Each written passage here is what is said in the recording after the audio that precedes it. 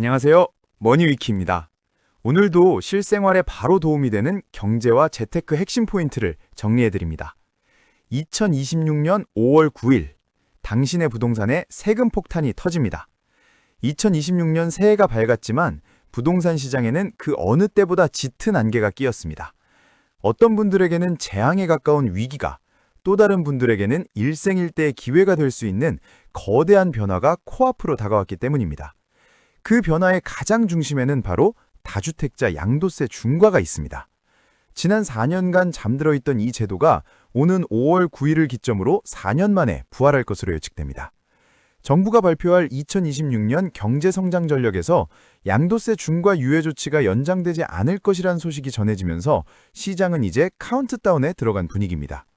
도대체 이게 무슨 의미일까요? 5월 9일과 5월 10일, 단 하루 차이로 당신이 내야 할 세금이 수억 원씩 달라지는 그야말로 아찔한 상황이 펼쳐진다는 뜻입니다. 자, 그럼 양도세 중과가 부활하면 세금 부담이 과연 얼마나 커지는 걸까요? 숫자로 보면 그 충격이 훨씬 더 크게 다가옵니다. 핵심은 두 가지입니다. 첫째, 세율 자체가 폭등합니다. 그리고 둘째, 그동안 당연하게 받았던 장기 보유 특별공제가 사라집니다. 현재 유예 조치 덕분에 다주택자는 조정 대상 지역 내 주택을 팔아도 기본 세율, 즉 6%에서 45% 사이의 세율을 적용받습니다. 그리고 3년 이상 오래 보유했다면 양도 차익의 최대 30%까지 깎아주는 장기 보유 특별공제 혜택도 받을 수 있죠. 하지만 5월 10일부터는 어떻게 될까요? 먼저 기본 세율에 2주택자는 20%포인트, 3주택 이상은 30%포인트의 가산세율이 붙습니다. 최고 세율이 75%까지 치솟는 겁니다. 여기에 지방소득세 10%를 더하면 최고 실효세율은 무려 82.5%에 달하게 됩니다. 20억을 벌어도 16억 5천만 원을 세금으로 내야 할 수 있다는 뜻입니다. 진짜 무서운 건 장기 보유 특별공제가 완전히 배제된다는 점입니다. 10년, 20년을 보유했어도 단 한 푼도 공제받지 못하고 오로지 양도차익 전체에 대해 이 살인적인 세율을 적용받게 됩니다. 구체적인 숫자로 한번 들여다보겠습니다. 여기 10년 전에 5억 원에 사서 현재 15억 원이 된, 즉 양도차익이 10억 원인 조정 대상 지역의 아파트를 가진 3주택자가 있다고 가정해보죠. 이 사람이 선택할 수 있는 첫 번째 시나리오는 5월 9일 이전에 파는 겁니다. 현재 규정에 따라 양도차익 10억 원에서 장기보유 특별공제 20%를 적용받으면 과세표준이 8억 원이 됩니다.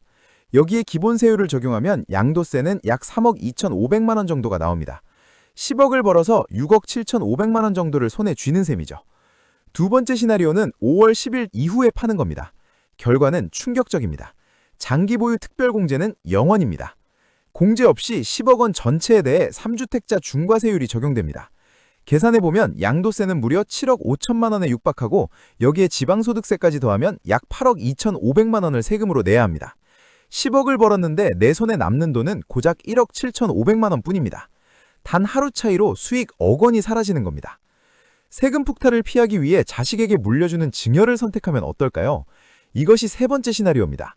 하지만 여기에도 아주 교묘한 함정이 숨어 있습니다.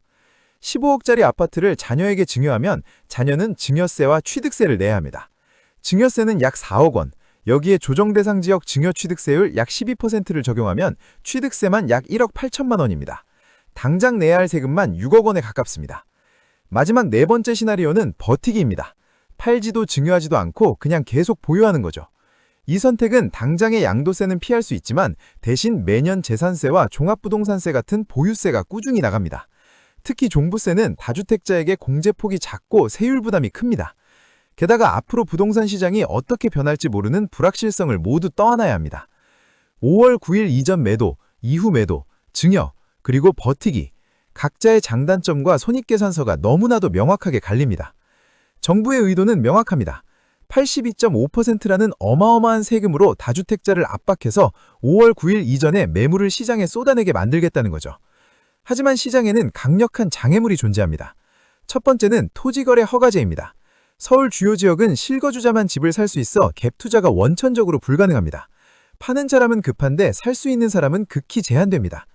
두 번째 장애물은 대출 규제, 즉 LTV와 DSR입니다. 정부는 가계부채 관리를 위해 주택담보대출 비율을 엄격히 제한하고 있고 특히 총부채 원리금 상환 비율인 DSR 규제는 더더욱 강력합니다. 연봉에서 갚아야 할 원금과 이자가 일정 수준을 넘으면 아예 대출이 나오지 않습니다. 결국 급매물이 시장에 나온다고 해도 대출 없이는 집을 살 수 없는 대다수의 사람들에게는 그저 그림의 떡일 뿐입니다.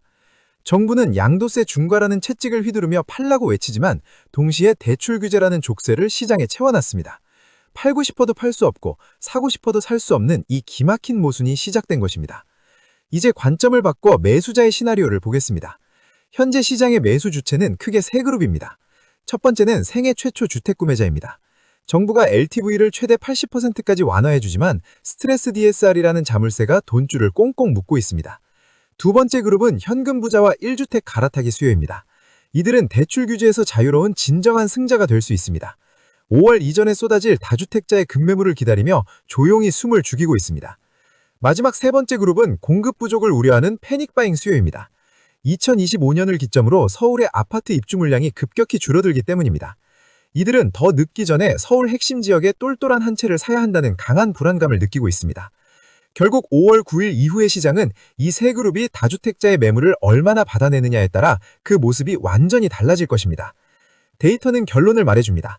양도세 중과 부활은 부동산 시장의 양극화를 극단적으로 심화시킬 것입니다. 다주택자가 세금 폭탄을 피하기 위해 집을 판다면 어떤 집부터 내놓을겠습니까? 당연히 입지가 떨어지는 수도권 외곽주택부터 처분할 것입니다. 이미 데이터가 증명하고 있습니다. 2025년 서울 송파구 아파트값은 20.92% 폭등했지만 도봉구나 강북구는 1% 미만 상승에 그쳤습니다. 사실상 가격이 하락한 것이나 다름없습니다. 양도세 중과 부활은 이 똘똘한 한 채 쏠림 현상에 기름을 붓는 역할을 할 겁니다. 외곽 지역은 매물 증가로 가격이 하락하고 강남 같은 핵심 지역은 매물이 마르면서 가격이 더욱 견고해질 것입니다. 이것은 단순한 집값 문제를 넘어 자산 계층의 고착화가 가속화되는 위험한 신호탄입니다. 마지막으로 최종 액션 플랜을 제시해드립니다. 다주택자라면 지금 무조건 팔기보다는 팔 때와 버틸 때의 손익을 냉정하게 비교하십시오. 만약 팔기로 결론이 냈다면 실행은 빠를수록 좋습니다. 잔금을 치를 때까지 보통 두세 달이 걸리기 때문입니다. 무주택자와 갈아타기 수요자라면 서두르지 마십시오. 지금은 아무 집이나 살 때가 아니라 입지가 검증된 곳을 관망할 때입니다. 은행을 통해 자신의 대출 가능 한도를 미리 파악하고 정책금융상품의 자격을 사전에 확인해 두십시오. 기회는 준비된 사람에게만 옵니다. 2026년 부동산 시장은 그 누구도 가보지 않은 길을 걷게 될 것입니다. 막연한 공포가 아니라 냉철한 데이터로 여러분의 자산을 지키시기 바랍니다. 이 영상이 도움이 되셨다면 좋아요와 구독으로 함께해주세요. 앞으로도 꼭 필요한 정보만 정확하게 정리해드리겠습니다. 시청해주셔서 감사합니다.